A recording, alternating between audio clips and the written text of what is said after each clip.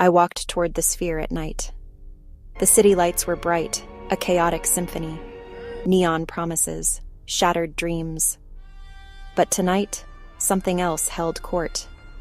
The sphere shone like a giant captive moon, tethered to the desert floor.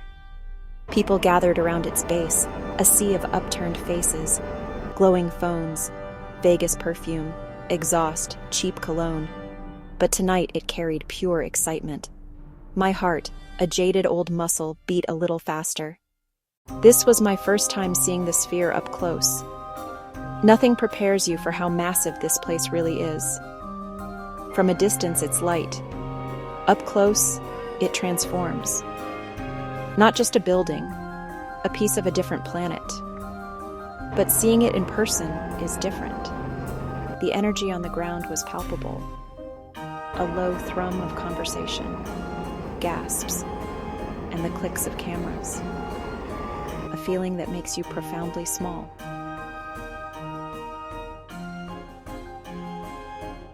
You think you've seen it all. This orb changes the skyline and the game. An eyeball, a planet, a cascade of color. It seizes your attention. Every step felt like entering another world. The lobby wasn't garish.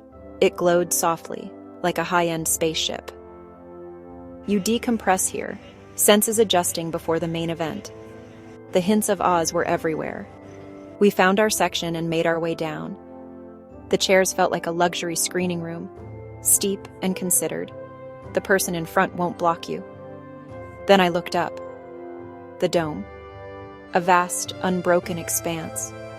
Less a ceiling, more a private sky. Tiny points of light drifted with impossible depth. Intimate. Epic.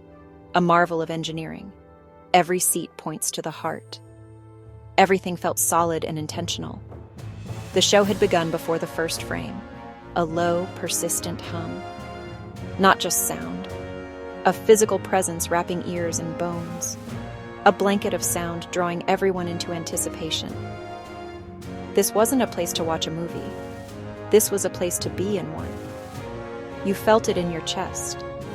By the time the lights dimmed, the cynic in me was getting quieter. When the show began, it wasn't a sudden jolt.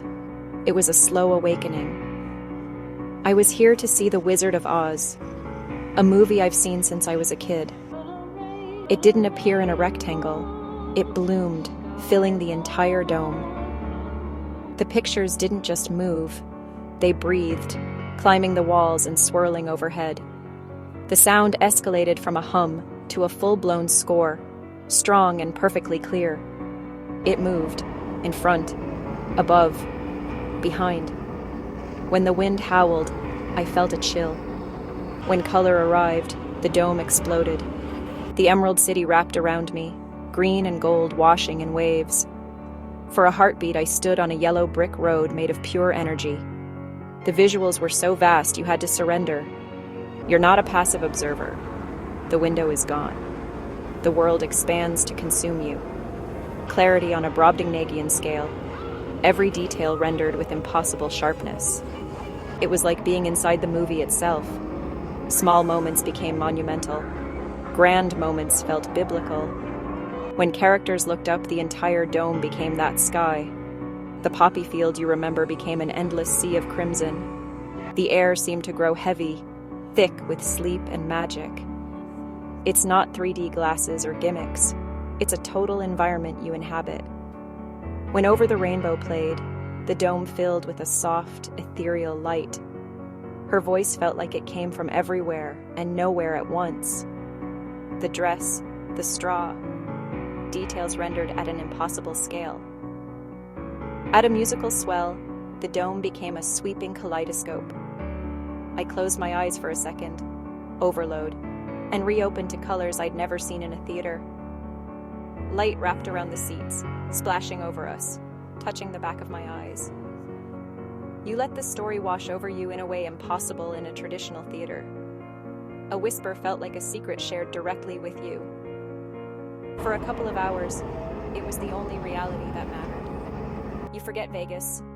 You forget the theater. Only what's above and around you remains. Escapism so potent it felt almost medicinal.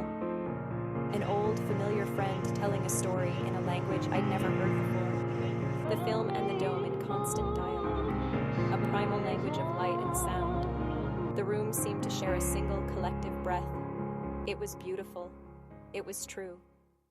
People around me were holding hands. I saw tears glint on the woman's cheek beside me. Applause didn't come all at once. It rolled like a wave. In quiet moments, thousands held their breath together. In a world of constant distraction, unified focus felt miraculous. Nothing on a small, flat screen could convey this scale. No clip could reproduce how the sound moved, how the colors wrapped around you. You could use AI to hint at it. But the magic was original film, tangible architecture, and a living, breathing audience. An analog heart beating inside a digital beast. I watched the people as much as the show. Children, mouths open in silent wonder. Older couples sharing a new memory of an old favorite. The technology is a tool. The real product is feeling. The awe, the nostalgia, the joy. I've watched this movie before, but never like this. We were all passengers on the same journey, participants in the same waking dream. So, why go to the Sphere to watch a movie? The answer is simple. It's not just specs. It's about scale. It's about sound. It's about feeling something old and familiar made completely new. If you love movies as art and emotion, if you love tech, if you're visiting Vegas, you'll love this. Pros: unmatched immersion, incredible sound, awe-inspiring scale. Treat it like an event. Arrive early. Let the scale sink in. Then let go. Buy ahead. Lines can be long. Food is pricey. Plan accordingly. When it ended, the silence was profound. Lights rose like a sigh.